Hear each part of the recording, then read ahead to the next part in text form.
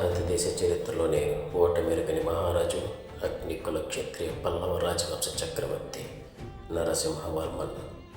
శత్రుదుర్భేద్యమైన నావికాదళం, ఓడరేవుల నిర్మాణం, నిర్వహణ, ఆలయాల నిర్మాణం, 1000 సంవత్సరాల పూర్వం నుంచే విదేశాలతో నౌకా వ్యాపారం, నాటి నుంచి నేటికి ఆధారాలుగా మిగిలిపోయిన అగ్నికుల క్షత్రియ పల్లవ రాజుల జీవన విధానం. పల్లవ రాజవంశంలో ఈయన నుండే కొత్త శకం ఆరంభమైందని చెప్పవచ్చు. సింహాసనం అధిష్ఠించిన తక్షణమే తన తండ్రిని ఓడించిన అగ్నికుల క్షత్రియ వాతాపి చాళుక్యరాజైన రెండవ పులకేశిని ఓడించి వాతాపి కొండ అనే బిరుదును పొందాడు. సింహనం పైన తన నావికాదళంతో దండయాత్ర జరిపి పరాంజితిని ఓడించడం వల్ల ఈయనకి మహామల్ల అనే బిరుదు వచ్చింది.